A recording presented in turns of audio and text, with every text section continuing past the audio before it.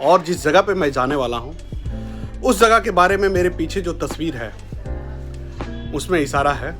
वाह रे जमाने तेरी हद हो गई और बीवी के आगे मारद हो गई। ये राजा विशाल के नाम से जाना जाता है, लेकिन लक्ष्मी गणराज विश्व का पहला गणतंत्र यहीं से शुरू हुआ था। वो समझा दिए, ज्ञान दे दिए कि तुम्हारे पास हर चीज मल मूत्र भरा हुआ है कि नहीं। और जबरदस्ती दबाव में तुमने ऐसा किया है। अब तुम नीचा के प्रतिज्ञा नहीं करो, ऊपर का ध्यान करो, जो तुम्हारा नाम अमर हो जाएगा, अमर रह जाएगा। तो आज भी अमरपाली का नाम अमर हो गया। सर आप भी आए। यहाँ से चले थे वहाँ पहुँच चुके हैं। दोस्तों नमस्कार। कल दिवाली थी जो बीत चुकी है और आज थोड़ा घूमने फिरने का प्रोग्राम है और इसके तहत ही मैं और मेरे साथ जो व्यक्ति है वो भी आपको दिख जाएंगे। और जिस जगह पे मैं जाने वाला हूँ उस जगह के बारे में मेरे पीछे जो तस्वीर है उसमें इशारा है और कुछ ही मिनटों में मैं आपको वह जगह भी दिखाऊंगा और आपको विस्तार से बताऊंगा भी। आपके लिए कुछ ही मिनटों का सफ़र रहेगा पर मेरे लिए ये घंटों का सफ़र रहेगा। तो इस सफ़र की शुरुआत यहाँ से और अभी से होती है। तो चलने के लिए तैयार हैं। अब आपको मैं मिलवाऊंगा अपने एक और दोस्त से और फिर दोनों मिलकर हम लोग सफ़र को तय करेंगे। तो रंजीत आ चुके हैं और इन्हीं से मैं बोल रहा था कि आप एक और दोस्त हैं और रंजीत को आप कई एपिसोड में देख चुके हैं ज्योतिषी पर।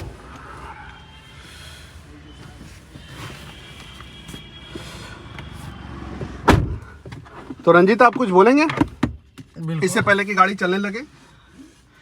आज की जो जर्नी हम लोगों की है वो बहुत ही पवित्र।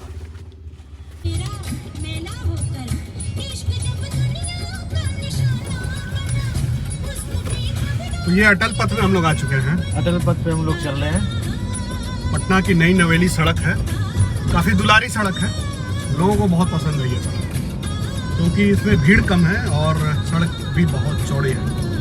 बिल्कुल भी जाम नहीं है, गाड़ियाँ, जो कि दिवाली का दिन खत्म हुआ है इसलिए सड़क भी बिल्कुल खाली खाली सही।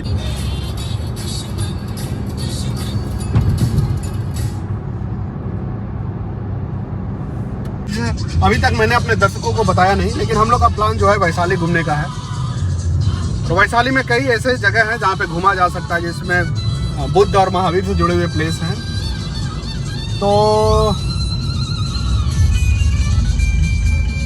ये पटना की ट्रैफिक है जो आपको दिख रही है, काफ़ी मज़ेदार है। यहाँ की सड़कें बहुत कुछ सिखाती है, धैर्य रखना सिखाती है, संघर्ष सिखाती है और इस भीड़ भाड़ में भी आगे बढ़ना सिखाती है। क्या रंजीत? तो रंजीत हम लोग दीघा ब्रिज की ओर बढ़ रहे हैं। दीघा ब्रिज की खासियत यह है कि यह डबल डेकर है, यानी कि इस पे ट्रेन भी जाती है और इस पे गाड़ियाँ भी चलती हैं, 4 व्हीलर 2 व्हीलर। लेकिन बड़ी गाड़ियों को अलाउ नहीं है इस पे, यानी कि ट्रक और बस आप इस ब्रिज से क्रॉस होते हुए नहीं देखेंगे। पटना और हाजीपुर को जोड़ने के कई सारे ब्रिज बन चुके हैं, उसमें से यह भी एक है और भी कई सारे पाइपलाइन में हैं। और ग्रेटर पटना में ये हाजीपुर का भी पूरा इलाका आ जाता है और पटना तो खैर है ही।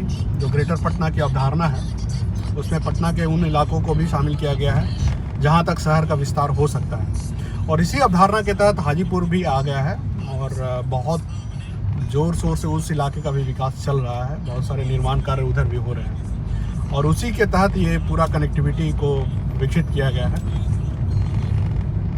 जो आपके सामने दिख रहा होगा।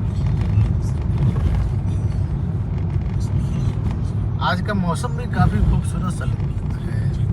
बिल्कुल बिल्कुल, आज मौसम काफ़ी अच्छा है और हल्की ठंड है और हल्की ठंड भी है और धूप भी अच्छी खासी हो रखी है। और ये सामने आपका दीघा ब्रिज है और नीचे माँ गंगे। जहाँ तक आप देख पा रहे होंगे नीचे गंगा है और ऊपर से ब्रिज से हम लोग क्रॉस कर रहे हैं।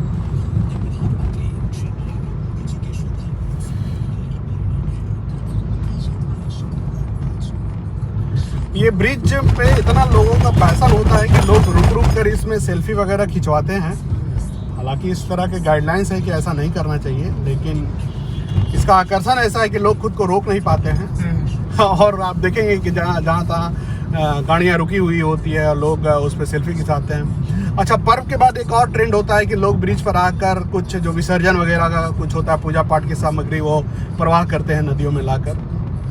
तो इस कारण से भी आप बहुत सारी गाड़ियाँ जहाँ तहाँ रुके हुए आप देखते हैं।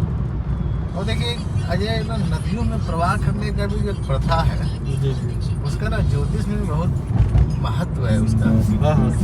ज्योतिष के हिसाब से देखिए, जब भी हम कुछ चीज को, कई बार आपने सुना होगा कि इस चीज को जाके आप पानी में प्रवाहित करते हैं, बहाते हैं। तो जब कोई चीजें पानी में बहाई जाती है तो पानी का जो मेन स्वरूप है वो चंद्रमा से जोड़ के जो है उसको वो देखा गया है ज्योतिष में। तो जब भी हम किसी चीज़ों को पानी में बहाने का मतलब है आप अपने आप से उस चीज़ों को मन से दूर करना चाहते हैं।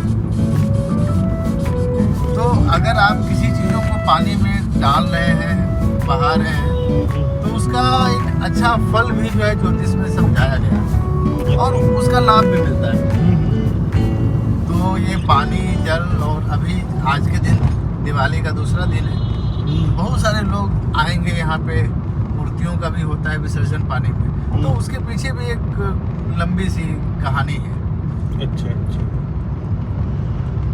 और हम लोग अब बढ़ते जा रहे हैं मंजिल की तरफ। और ये गाड़ियों की कतार आपको दिख रही होगी, और आप ये भी नोटिस कर पा रहे होंगे कि हम लोग जिस दिशा में जा रहे हैं उस दिशा में आपको कम गाड़ी मिल रही होगी और विपरीत दिशा से ज़्यादा मिल रही होगी। इसका कारण यह है कि पटना शहर हमाम पीछे छूट रहा है, और लोग जो वैशाली या हाजीपुर से या बिहार के दूसरे उत्तर बिहार से लोग हैं कि पटना की ओर आते हैं, चाहे नौकरी हो, चाहे बिजनेस हो या काम हो, क्योंकि पटना हब है ना। आर्थिक राजधानी है, सामाजिक राजधानी है, चिकित्सा है, शिक्षा है, बहुत कारण से लोग पटना आते हैं। और बिहार में पटना मतलब एक सेंटर है। लेकिन जिस दिशा में हम लोग जा रहे हैं यह पटना से दूर होना है, तो इस दिशा में आपको गाड़ियाँ कम दिखेंगी। तो ये कारण एक था। और आज कुछ गाड़ियाँ कम भी दिख रही क्योंकि जस्ट दिवाली खत्म हुआ, आज कहीं ना कहीं गोवर्धन पूजा होने के कारण थोड़ी भीड़ भी कम है और लोग पटना की तरफ कम ही आ रहे हैं। कल से ज़्यादा भीड़ देखेंगे हम। और इसके बाद आप 3-4 दिन के बाद जब छठ की शुरुआत होती है उस समय अगर आप देखेंगे तो लगभग छठ में कहा जाता है कि पटना जो है वो 1 क्वार्टर हो जाती है, मतलब आधे से भी ज़्यादा लोग छोड़ देते हैं। क्योंकि पटना में रहने वाले बहुसंख्यक लोग नौकरी करने वाले हैं, छात्र हैं जो, और वो सब अपने गाँव को, अपने घरों की ओर लौट जाते हैं। तो आपको फिर उस दिन पटना आपको खाली मिलेगा, वो 2-3 दिन।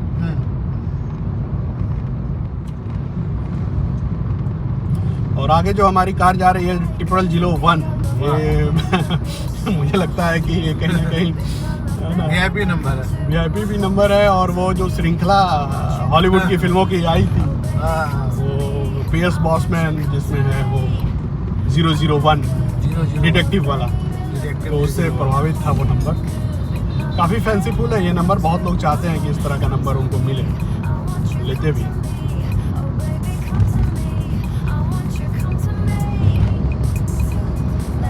इसके गाड़ी में ना 001 होगा, यानी 1 संख्या अगर आपकी गाड़ी में डोमिनेंट है तो आपके अंदर सूर्य का प्रभाव सबसे ज़्यादा होगा। अच्छा, ये ज्योतिषी के नज़रिए से। ज्योतिष के नज़रिए से 1 नंबर होने का मतलब जिनकी गाड़ी जा रही होगी 110% ऐसे व्यक्ति किसी सरकारी महकमे में हो सकते हैं, बड़े पद पे हो सकते हैं, या कहीं भी होंगे तो उनका ओहदा जो रहेगा हाइयर रहेगा, ऊंचा ओहदा रहेगा। 1 नंबर जो संख्या वो सूर्य का संख्या, और सूर्य मतलब सरकार, सूर्य मतलब आपका शासन और एक बड़ा पद। तो ये एक इसका भी द्योतक है। जी।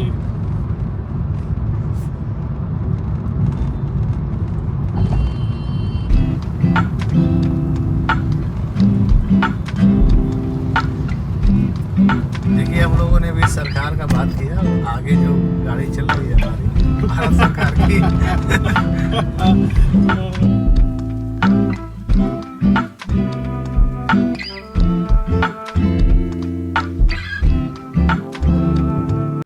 और इतिहास के साथ जो बड़ी बात ये होती है ना कि इतिहास जब आप खाक छानने निकलते हैं ना, तो आपको अपनी सभ्यता, संस्कृति के बारे में भी जानकारी होती है, और आपको लगता है कि हर आदमी को ना अपने समय पे बहुत गर्व होता है कि अभी हम लोग सबसे लेटेस्ट समय में हैं। सबसे ज़्यादा मेट्रो है, हवाई जहाज़ है, टेलीविज़न है, 4K है, बहुत कुछ आता है, 4G है।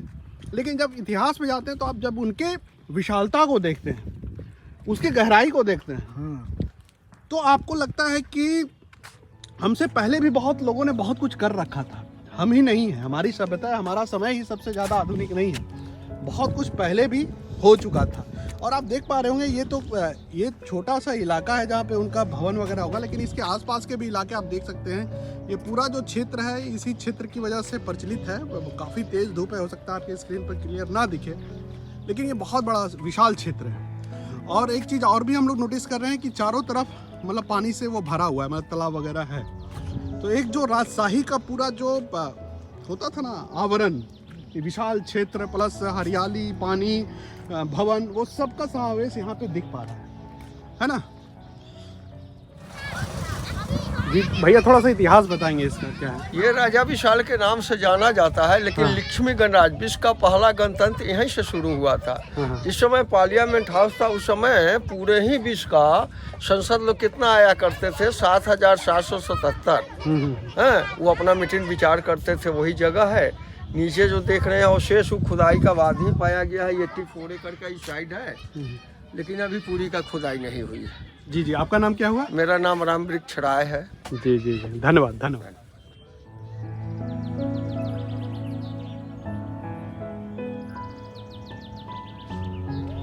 और इस अवशेष में आप देख पा रहे हैं कि बाहर से आपको लग रहा होगा कि आज के समय का ईंटा जैसा है, पर ये जब गौर से आप देखेंगे तो ईंटा का जो शेप और साइज और स्ट्रक्चर है, जैसा कि हमारे साथ रंजीत है वो भी इस चीज़ को समझ रहे होंगे। क्या रंजीत?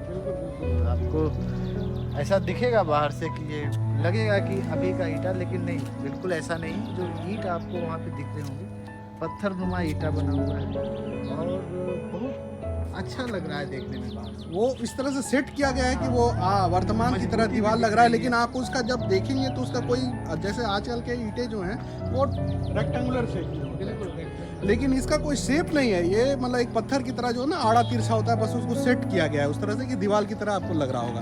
तो इसी से इसकी प्राचीनता ना समझ में आती है। और एक चीज़ और भी समझ में आता है कि कितना भी बड़ा सभ्यता हो, चाहे वो हड़प्पा की सभ्यता थी, मोहनजोदड़ो की सभ्यता थी, सारी सभ्यता एक बार ना डूब जाती है। जैसे ये देखिए, ये किला आज वो अवशेष, कभी ये बुलंदियों पे रहा होगा, बुलंदियों पर रहा होगा, शानो शौकत का ये केंद्र रहा होगा। वो देखा यहाँ पे बड़े बड़े निर्णय और फैसले लिए जाते होंगे, है ना। आज हम लोग इन पे वीडियोस कर रहे हैं, अंदर जा चुके हैं, जी जी जमीन के भीतर है ये। तो इसलिए मुझे लगता है कि किसी को ना अपने पद प्रतिष्ठा या पैसा पर या अपने बहुत बड़े होने पर ना बहुत घमंड नहीं करना चाहिए। ये इतिहास हमें बताता है कि आदमी को ना चिल्ड रहना चाहिए। ठीक कुछ है? भी यहाँ पे अस्थाई नहीं है, अस्थाई नहीं है, चीजें बदलती रहती है, इसलिए चिल्ड रहना चाहिए। और इसका एक चीज़ और भी है कि आज हम इनके ऊपर वीडियोस कर रहे हैं शूट, कल को कुछ और लोग आएंगे और हमारी सभ्यता, हमारे ज़मीन और हमारे ये जो पूरी चीज़ें बनी है उस पे जो है कभी ना कभी वीडियो शूट होगा। जी जी तो यहाँ कुछ भी अस्थाई नहीं, जी सब बदलना है। जी जी।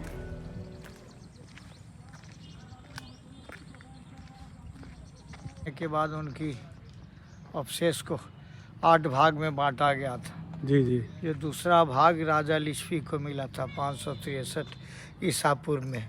जी जी तो लिच्छवी एक सोना के पत्ती, एक तांबा के पत्ती, एक कांच के कौड़ी, एक सोने के कलश में रख के पूजा किया था। हाँ उसके बाद में उसी तरह से छोड़ दिया। और 1958 में काशी प्रसाद जायसवाल इसे खुदैया कराया सरकार से अनुमति लेके, तो उनका कलश निकला 80 जो उनका पटना संग्रहालय में चल गया, और मूर्ति उर्ति निकला है सहिया संग्रहालय में बना हुआ है। लेकिन भाई अमरवन से जाना जाता है, जो अमरपाली भगवान बुद्ध आए थे तो उनको दान में दे दिया था। अमरपाली तो बाबा नगर वधू थी ना? हाँ, नगर वधू बनाया गया था उनको, नगर हाँ, वधू हाँ। थी नहीं। जी, और भगवान बुद्ध उनको फिर भिक्षुणी बना दिया। भिक्षुणी बना दी। जी जी, तो ये उनके प्रभाव था, उनके आकर्षण का, व्यक्तित्व का था। हाँ जी, कि नगर वधू भी जो कि इतना पॉपुलर थी और प्रसिद्ध थी, वो भगवान बुद्ध के प्रभाव में आकर वो समझा दिए, ज्ञान दे दिए कि तुम्हारे पास हर चीज मल मूत्र भरा हुआ है कि नहीं। और जबरदस्ती दबाव में तुमने ऐसा किया है। अब तुम नीचा के प्रतिज्ञा नहीं करो, ऊपर का ध्यान करो, जो तुम्हारा नाम अमर हो जाएगा, अमर रह जाएगा। तो आज भी अमरपाली का नाम अमर हो गया। अमरपाली आम हो गया, अमरपाली मसाला हो गया, है ना, अमरपाली शहर हो गया, होटल हो गया, ट्रेन हो गया, ट्रेन हो गया। जी जी नहीं हो गया। जी जी। यही सब तो है। तो बाबा आपका नाम क्या हुआ? जम्मूदीप भंते, जम्मूदीप भंते। जी जी। और ये जो प्रजातंत्र के जननी पहले जो बना वैशाली, है कि नहीं, तो अमरपालिया के बेरा बना था। तो अमरपाली को जब 15-16 वर्ष के थी, वो अम्बाड़ा बगीचा में मिला था। अखनी अम्बाड़ा शहर हो गया है कि नहीं। तो उसके बाद में वो जब सियान हुआ तो राजा विशाल मांगा कि हमें अमरपाली को लाओ, देखते हैं कैसा है, जो हमारे राज में मिला है। तो ले गया तो घर में बंद कर लिया कि तो राजघराना की लड़की है, तुम्हारे यहाँ हम नहीं जाने देंगे। तो बच्चे से पूछा था बेचारा माली, तो सब आदमी को बैठाया, ज्ञानमान व्यक्ति को, तो वो लोग बैठा, यही अभिषेक मंगल पुष्करणी तालाब में स्नान करवाया और राजा से लिखवाया कि भाई हम लोग जो कहेंगे उसको आप मंजूर कीजिएगा कि नहीं। तो हम करेंगे। वो लिख दिए कि हम करेंगे, इसलिए लिख दिए कि जो सब तो मेरा आसामी है, जो भी बोलेगा हमारे तरफ बोलेगा, इसके तरफ तो बोलेगा नहीं। वो लिख दिए कि जाओ, जो भी तू करेगा सब मंजूर होगा। जी। तो और बिंबिसार भी तो आक्रमण किया था अमरपाली के मुँह पास में। हाँ, आने ने बहुत कोशिश किया था, लेकिन वो अमरपाली जो ई जो है, तो अमरपाली उसके साथ कुछ नहीं किया। गलत बात बताया गया, इसलिए कि बिंबिसार को जो थे भगवान बुद्ध के शिष्य थे। हाँ, बिल्कुल, भगवान बुद्ध के शिष्य थे। आई भी भगवान बुद्ध के शिष्यनी बन गई, शिष्या थी। जी जी। तो कैसे उसके साथ ही भाई बहन इतिहास में ऐसा मिलता है ना, भाई बहन का रिश्ता बनेगा कि नहीं, देखिए नहीं बना तो गलत भी लिख देता है। ऐसा बात नहीं। लिखता तो कहता है कि आजाद शत्रु भी बिंबिसार के लड़का इनका ले जाने के लिए कोशिश किया, लड़ाई किया, लेकिन ये सब गलत बात है। जब उसका पिता बहन मान लिया तो वो क्या मानेगा। जी जी जी जी। ऐसा बात नहीं है, लेकिन लोग बोल देते हैं, भूल देते हैं। तो यही है अमर वन से भगवान बुद्ध यहाँ वर्षावास भी बिताए हैं। वर्षा नहीं हो रहा था, 12 वर्ष माल जाल सब मर गए, मरने लगा था, बर बीमारी सब होने लगा था। उसके बाद यहाँ बुलाया गया राजगीर से, तो वर्षा भी बरसवाए और लोगों को निमन भी किए। उसके बाद में वो चैत्र अथी में चले गए।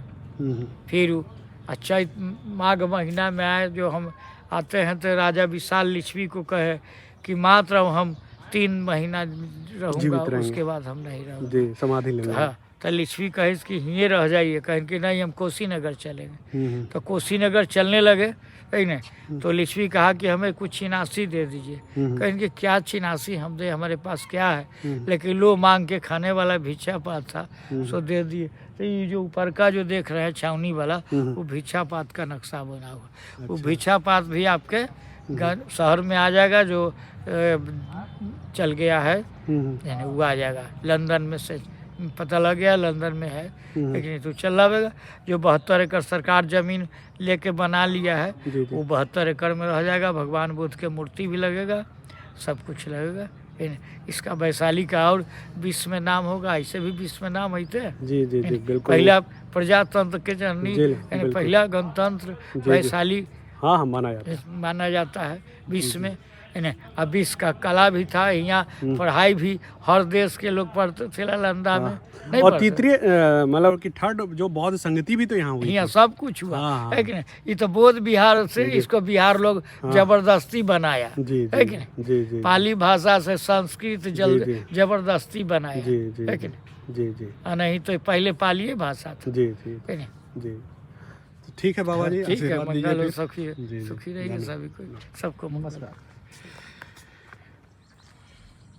यही वो जगह है जहाँ पे भगवान बुद्ध आने के बाद एक तरह से उन्होंने घोषणा कर दी थी कि अगले 3 महीना में वह इस शरीर को छोड़ने वाले हैं और महापरिनिर्वाण को वो प्राप्त करने वाले हैं। और उनको रोकने की कोशिश हुई कि आप यहीं रुकिए, लेकिन उन्होंने, अभी आप बाबा जी को सुन रहे थे कि वह जो गोरखपुर के जगह में है, कुशीनगर है, वहाँ जाकर उन्होंने अपनी अंतिम सांसें ली थी। और ये सब जानते हैं। लेकिन इसके पीछे का जो इतिहास है कि यहाँ आने के बाद ही उन्होंने घोषणा कर दी थी कि अब वह इस शरीर को अगले 3 महीने में त्याग कर देंगे। और उनके आने के बाद यहाँ सुखाड़ था तो काफ़ी बारिश वगैरह भी हुई थी। तो वो जाहिर सी बात है, जब महापुरुष इस तरह का जो मजबूत व्यक्तित्व का आदमी आता है तो पर्यावरण भी उसके साथ होता है और परिस्थितियाँ भी उसके अनुरूप होता ही होता है। तो ये था समाधि स्थल। यहाँ पे आने के बाद वो अपना कुछ समय यहाँ बिताए थे और समाधि मतलब कि ध्यान वगैरह यहाँ पे किए थे, वार्तालाप किए होंगे, बैठे होंगे और लोगों को उनके द्वारा ज्ञान भी मिला होगा। तो ये तो वही स्थल है।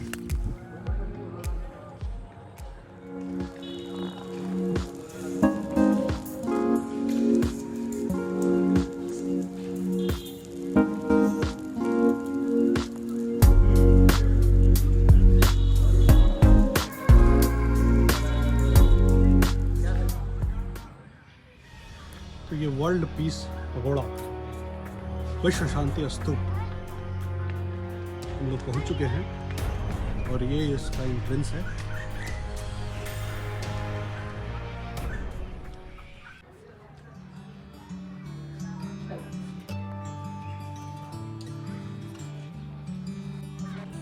ये शांति स्तूप के ऊपर से नज़ारा, जैसा कि मैंने बताया था, इसके दोनों तरफ तालाब है, बड़ी तालाब, हरियाली भरपूर।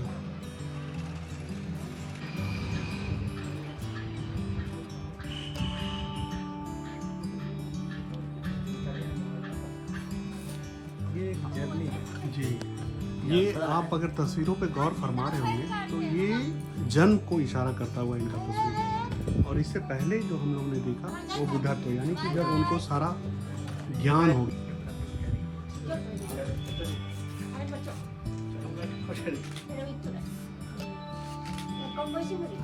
ये निर्वाणा, जब वो शरीर त्याग करके अनंत में। हम आ गए हैं एक रेस्टोरेंट में और बहुत ही माथा पिच्ची चल रही है। ये होटल द बुद्धा है जो आपको वैशाली का जो शांति स्तूप है उसके बगल में ही है। और हमें नहीं पता कि यहाँ खाने की क्या क्वालिटी है या क्या मिलेगा, लेकिन जब मेनू देख रहे हैं तो कई चीज़ें हैं इसमें।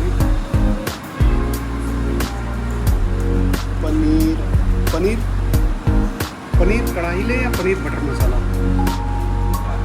पनीर कढ़ाई लेते हैं और एक आलू भुजिया ले लेते हैं और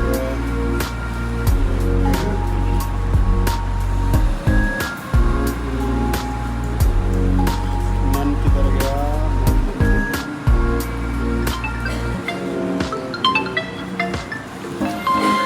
बटर नान ले लेते हैं और एक वो तड़का ले लेते हैं, दाल तड़का। मुझे लगता है ये काफ़ी रहेगा आज के लिए। हाँ, फिर अगर कुछ घटता है तो बाद में हम लोग देखते हैं।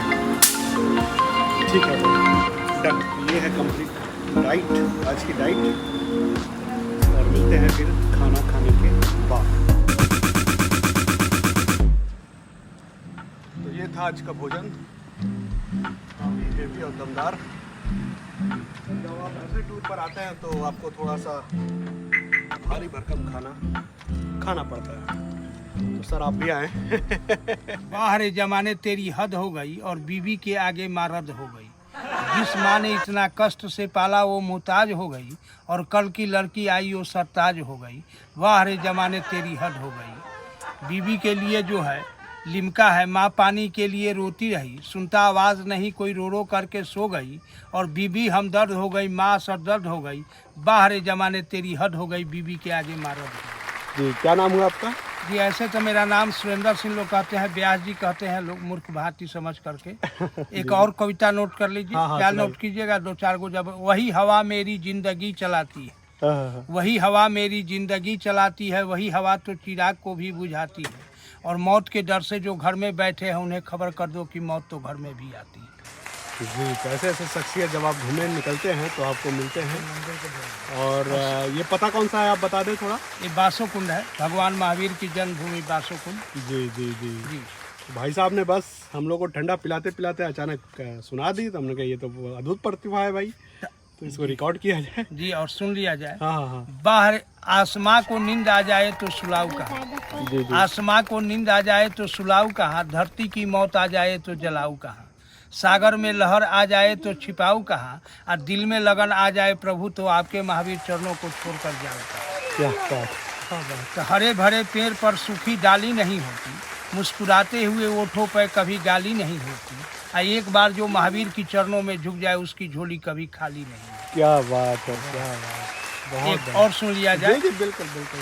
मैंने 40 साल ड्राइवरी किया और आज तक चाय तक नहीं पिया। जी जी ध्यान में। जी जी। तो उसी पर एक चाय पर मैंने कविता बनाया कि चाह पैसों से आने बनाने लगी, चाह आनों से रुपया बनाने लगी, चाह रुपया से नोटे भुनाने लगी, चाह रुपया से कोठे चुनाने लगी, चाह कोठे से मोटर मंगाने लगी, चाह मोटर से होटल में जाने लगी, चाह होटल में बोतल खुलाती रही, चाह क्या क्या न करती कराती रही, चाह जुग जुग से ज्ञानी का चेरी रहा, चाह मूर्खों की नौला नवेली रहा, चाह जिन्होंने पाले वे पीले हुए, चाह जिन्होंने छोड़े वे रसीले हुए, चाह जड़ से लगी जी जड़ा हो गया, अरे चाह महावीर से लगा दिल हरा हो गया। क्या बात है, क्या बात। अद्भुत अद्भुत। ये है एंट्रेंस, जिसे तोरण द्वार भी कहा जाता है।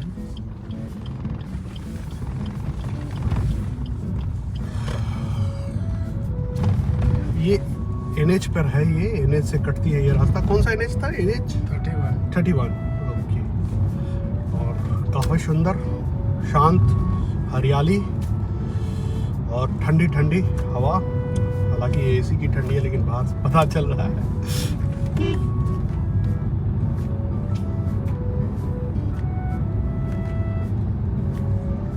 और हम लोग पहुंचने वाले हैं महावीर के जन्मभूमि स्थान पे। जैसा कि हम लोग कहते भी आ रहे हैं कि ये जो वैशाली है वो बुद्ध के कर्मभूमि है और महावीर की जन्मभूमि। तो एक बहुत विचित्र संयोग है इस वैशाली में, जहाँ पे दो बड़े महापुरुष, महाज्ञानी, पथ प्रदर्शक एक साथ दिख रहे हैं यहाँ पे, और असर भी दिख रहा है यहाँ की हरियाली को देखकर।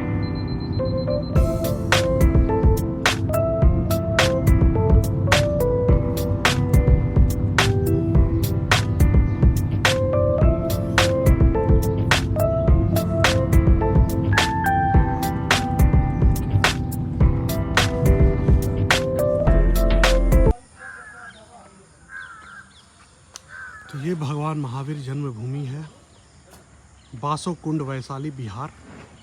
Welcome to the temple of Lord Mahavir, Basokund. तो ये वो तपो भूमि है जहाँ पे भगवान महावीर का जन्म हुआ है।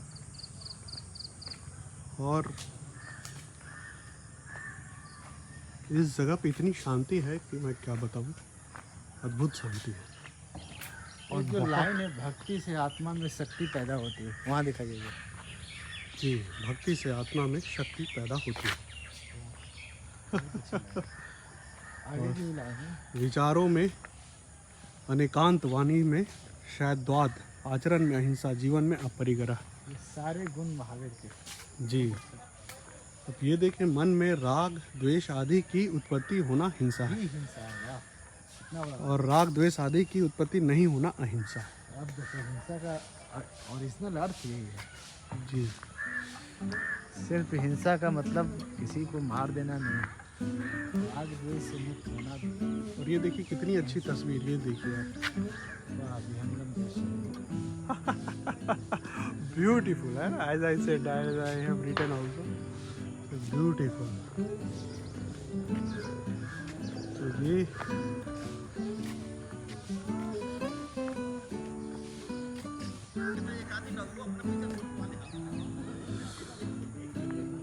तो ये जो स्तूप है यही उनका जन्मस्थली है।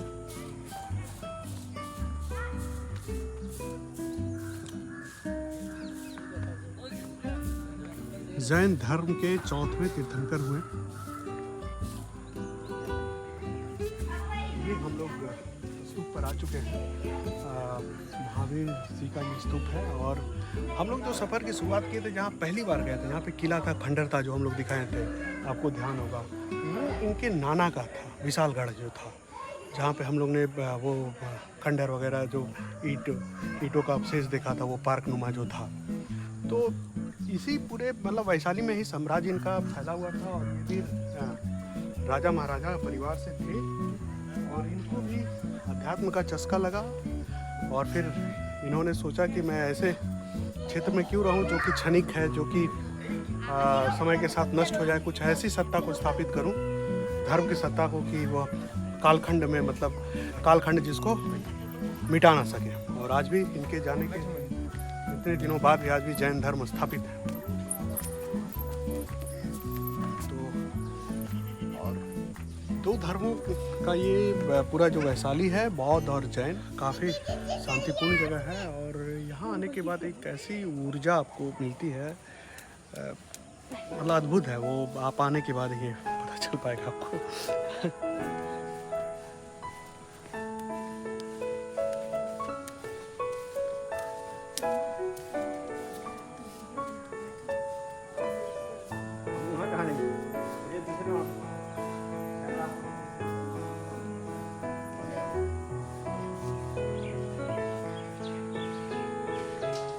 और इसकी खासियत यह है कि काफ़ी ऊंचाई है इसके पूरे, आप देखेंगे गुंबद में तो बहुत ऊंची बनी हुई है। और ये वैशाली में है और काफ़ी सुंदर, बहुत सुंदर, अद्भुत। और इसकी जो ऊर्जा है वो गजब की ऊर्जा है। और जो शांति और सुकून है यहाँ पे, वो भी बहुत अद्भुत है। और हमारे ज्योतिषाचार्य भी मस्त हैं, बिल्कुल फ़ोटो पे फ़ोटो निकाल रहे हैं और आकर्षण से इनका पूरा भरा हुआ है। तो जो जगह है, जी, इस जगह में आने के बाद कुछ ऐसा लग रहा है कि जैसे अभूतपूर्व शांति आई हो। और वो शांति कहीं से भी आपको आर्टिफिशियल नहीं है, कृत्रिमता बिल्कुल भी नहीं है, नेचुरल है। और जब आप यहाँ पे पहुँचेंगे तब आपको महसूस होगा कि ये शांति क्या है और कैसी है।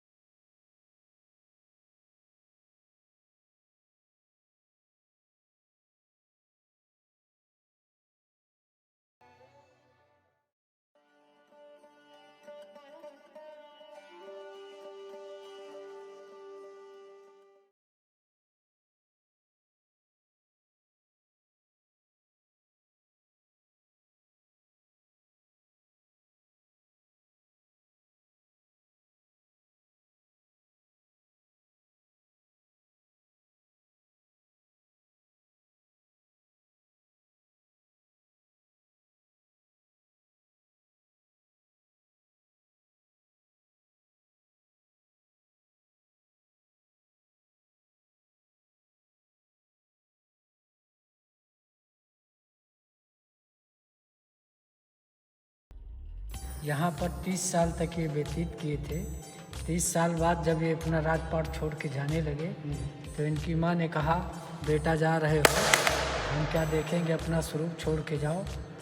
तो अपने माँ के यादगारी के लिए गोल्ड की मूर्ति और कंगन, मुकुट, जो राजा की न्याय वाली मोहर होती थी, वो सब अपने माँ के यादगारी के लिए यहाँ पर छोड़ के चले गए थे। तो बिहार सरकार खुदाई कराई थी, तो बड़ौदा गुजरात की टीम बुलाई थी बिहार सरकार, तो वो सब यहाँ पर खुदाई में निकला है। तब यहाँ म्यूजियम था नहीं, तो बिहार सरकार लिखा पढ़ी में दिए हुए है, बड़ौदा म्यूजियम में गुजरात में रखा है।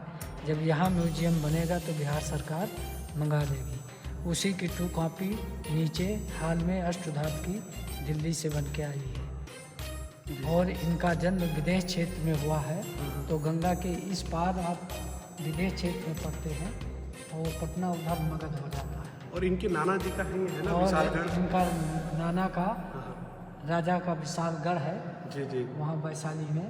हाँ हाँ। हाँ, और और पहले गणराज्य के ये मतलब जो लिच्छवी गणराज्य हुआ हाँ लिच्छवी गणराज था, इसमें सब लिखा हुआ है। था। जी जी हाँ तो चलिए नीचे भी दिखा देते हैं। चलिए ये है। जी।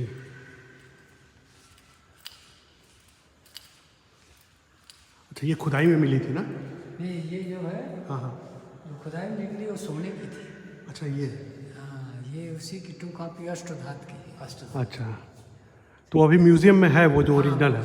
कहाँ के म्यूजियम में? गुजरात गुजरात के म्यूजियम में है। बड़ौदा। बड़ोदरा में म्यूजियम में इसकी ओरिजिनल जो है उसकी ये रेप्लिका है जी। और वो सोने की है। बताइए महावीर जी का कौन सा ऐसा अंग है हाँ।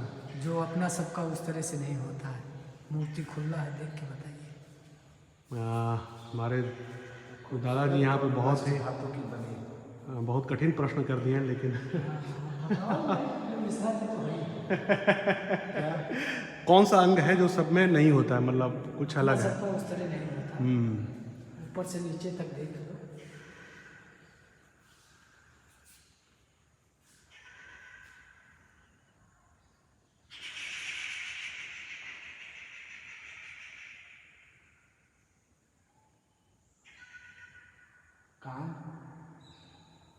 कान थोड़ा लंबा है।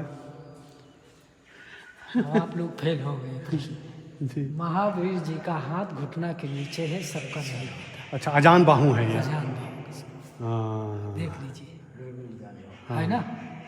ज्योतिष में इसको एक योग सबका नहीं होता है। योग कहा जाता है। हाँ, जब आपका महापुरुष।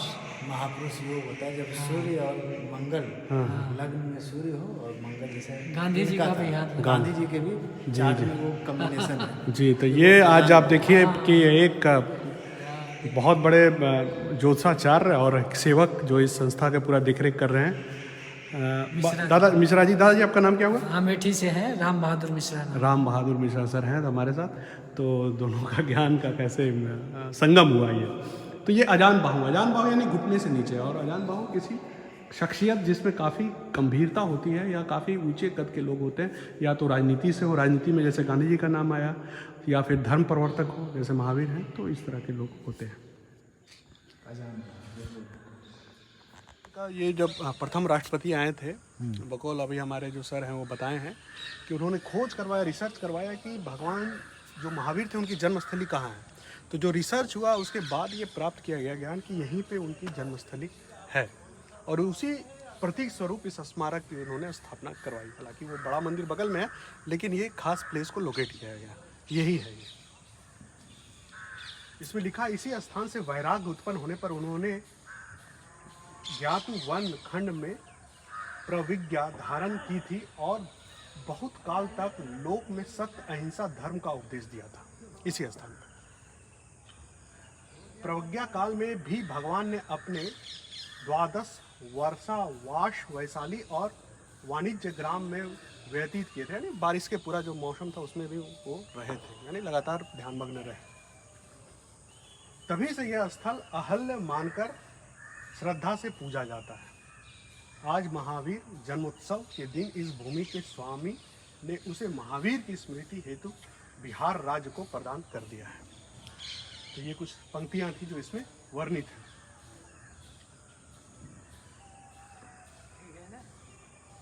इस तरह से आज हम लोगों ने 2 महत्वपूर्ण स्थलों की दर्शन की, एक बौद्धिज्म से जुड़ा हुआ, एक जैनिज्म से जुड़ा हुआ।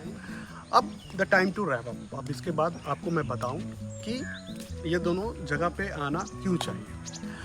नहीं आने का तो कोई ऐसा जरिया नहीं मुझे लगा, या कोई ऐसा वाक्य नहीं लगा, लेकिन पटना से 50 किलोमीटर की दूरी पर है और पटना तक फ्लाइट आती है। पटना से आप बाई कार बाई बाइक भी आ सकते हैं 50 किलोमीटर, लगभग 50 से ज़्यादा। ट्रैफिक बहुत ज़्यादा नहीं मिलेगा, प्लस रोड भी अच्छी है। कहीं भी रोड मुझे ऐसा नहीं लगा कि जो बहुत ख़राब थी, थोड़ी बहुत पगडंडी थी, लेकिन वो सब कुल मिलाकर अच्छा एक्सपीरियंस रहा। प्लस दोनों ही जगह पर आप जाएंगे कहीं टिकट वगैरह नहीं है। एक म्यूज़ियम है वहाँ टिकट, लेकिन आज चूँकि दिवाली के बाद का दिन है इसलिए वो बंद था। उसके बाद जो चीज़ और मैंने ऑब्ज़र्व किया कि यहाँ आने के बाद आप एक अलग तरह की ऊर्जा और प्रेरणा, मोटिवेशन आपको मिलेगी, जो कि ज़रूरी होता है लाइफ में कुछ सकारात्मक करने के लिए और शांति और सुकून के लिए। और और क्या बताऊँ बहुत इंजॉय किए। और अभी हम लोग बोल रहे थे कि ये सुपर से भी ऊपर का इंजॉयमेंट रहा, जितना हम लोग सोचे थे उससे कहीं ज़्यादा इंजॉय किए। रास्ते में बहुत सारे होटल्स हैं, सभी रीजनेबल रेट्स पर, जहाँ पर आप खाना खा सकते हैं। और अगर आप जैन धर्म से बिलोंग करते हैं तो यहाँ रुकने के लिए उनके लिए डॉर्मेट्रीज़ भी है, जहाँ पर आप स्टे कर सकते हैं बहुत ही मतलब कम, मतलब मिनिमम तामझाम के साथ। लेकिन अगर आप जैन धर्म से बिलोंग नहीं करते तो ये शायद अलाउ नहीं करते हैं, लेकिन कुछ टर्म कंडीशन के साथ, आई डोंट नो। लेकिन ये मुझे बताया कि जैन धर्म से हैं तो ईजिली आपको मिल जाएगा। रास्ते में भी बहुत सारे होटल हैं और सभी काफ़ी चीप रेट्स पे खाने के साथ ठहरने का भी व्यवस्था है। और आप रियली में बहुत इंजॉय करने वाले हैं इन सब जगहों में। वैशाली है, बिहार से लगा हुआ, हाजीपुर से लगा हुआ का ये क्षेत्र है, और पटना से ये लगभग 60 किलोमीटर। सो ये मेरी ऑब्जर्वेशन थी। अब हमारे साथ एक महोदय और हैं जो इस कैमरे को थामे हुए, उनका भी ऑब्जर्वेशन जरूर लेंगे, क्योंकि मायने रखता है। दो आदमी अगर एक ही सिचुएशन पे कमेंट दे रहा है, दोनों में अंतर होता है। Now next moving to the Ranjit. मेरा तो बस कहूँगा बस मैं यही कि आज का जो दिन था बहुत अच्छा गया मेरे लिए। हमने बुद्ध को भी देखा और महावीर के भी स्थान को देखा। और एक तो बेसिक सी बात क्या है कि इतिहास जानकारी तो आपको देता ही है, लेकिन इतिहास इतना खूबसूरत भी हो सकता है और इतिहास इतना शांत भी हो सकता है। अगर आप यहाँ पहुँचेंगे तो आपको इस बात की जानकारी मिलेगी। और ख़ास करके अगर आपको ऐसा लगता है कि आपको आपके जीवन में कहीं दौड़ भाग ज़्यादा हो गई है, आपको थोड़ी सी शांति की ज़रूरत है, तो आपको बेशक पटना से 40 से 50 किलोमीटर दूर आपका वैशाली है। आइए यहाँ पे आपको बुद्ध भी वो दिखेंगे और साथ में आपको महावीर भी दिखेंगे। और ये बुद्ध की कर्म स्थली है और ये महावीर का जन्म स्थली है। और जहाँ पे अभी आप लोग वो देख रहे होंगे, ये बहुत ही विहंगम और बहुत ही शांत सा परिदृश्य है। तो यहाँ पे आपको इतिहास के पन्ने भी पलटने के मौके मिलेंगे, इतिहास की जानकारी भी मिलेगी, और उस इतिहास में छिपा हुआ अध्यात्म, छिपी हुई शांति और छिपा हुआ ज्ञान, अगर ये तीनों का समावेश अगर आप चाहते हैं तो आप, मैं कहूँगा कि मैंने तो बहुत फील किया है, शांति भी लगा मुझे। आप भी आइए, ज़रूर देखिए यहाँ, ये आपका अपना वैशाली। तो दोस्तों रात के 8 बजने को है और हम वापस अपने जहाँ से चले थे वहाँ पहुँच चुके हैं। और इट्स टाइम टू से यू गुड बाय।